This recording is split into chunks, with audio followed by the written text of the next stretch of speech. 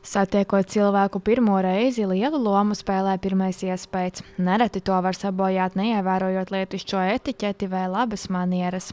Ar projekta domā runā iedvesmo palīdzību ik viens bija aicināts mācīties par uzvedības noteikumiem. Tā kā mēs bijām izpētījuši, ka tā ir jauniešiem aktuāla tēma un tā ir tāda neliela problēma, varētu teikt, kā tikt galā ar stresu, ar uztraukumu, tad mēģinājām nodalīt 4 apakštēmas, un viena no tām izkristalizējās tieši par etiķeti. Singurs Zariņš teica, ka jauniešu uzvedība atkarīga no tā, kādā vidē viņi atrodas, ar kādiem cilvēkiem ikdienā sastopas un kādi vēlas būt. Tajā vidē, kurā es uzturos, es teiktu, ka jaunieši izturās ar cieņu, ir pamatā pieklājīgi.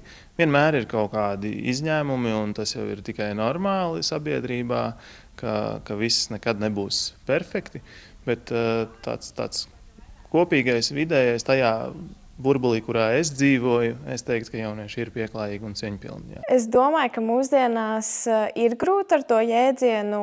Pati pamanu saviem vienaudžiem, ka dažreiz neuzvedās tā, kā varbūt vajadzētu, kaut kur pazūd tās normas, bet lielākoties es domāju, ka mani vienaudži ir zinoši par šo tēmu, un viņi spēja loģiski izdomāt tos noteikumus, un, kad vajag, un tad viņi arī pielieto tās zināšanas. Lai jaunieši par lietišķo etiķeti atcerētos pēc iespējas vairāk, svarīgi informāciju nodot ne tikai teorētiski, bet arī praktiski, izmantojot dažādas aktivitātes. Neformālās spēles noder ne tikai, lai atvērtos, bet arī, lai nonāktu pie secinājumiem un dažādas dzīves situācijas asociētu ar saistīto tēmu. Šodien daudz esmu iemācījies par komunikāciju, kā būt pieklājīgi ar cilvēkiem, iepazīties, runāt. Atkarībā, kur tieši tu esi, ko tieši tu dari. Teiksim, labs piemērs, ko mums teica satiekas prezidentu, nebūs kaut kādās trendingdīgsēs. Nē, tu labi jāsievies.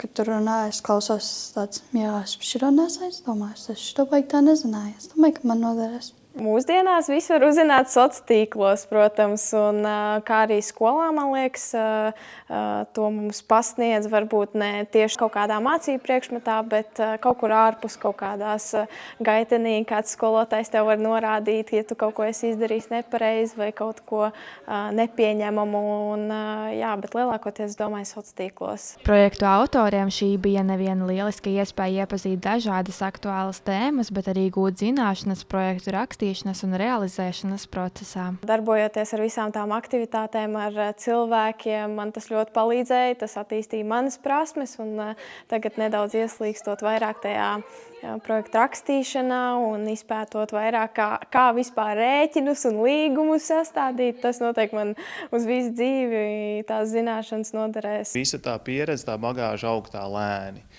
Nekas nenotiek ar knipi un nekas nenotiek vienā dienā. Katra reize galvenais ir veikt kaut kādu atgriezenisko saiti, izvērtēt pasākumu, labā vidē to izvērtēt, bez tādas liekas kritizēšanas, un tad jaunieši, manuprāt, iegūst daudz, lai tiktu uz priekšu un paliktu paši arvien brīvāki. Jaunieši atzīst, ka vēl ir daudz tēmu, kas aktuālas un nozīmīgas, tāpēc šādi projekti pavisam noteikti kļūs arvien populārāki. Niceta Anna Stariņa, Terēze Matisone, TV9 Pakalni.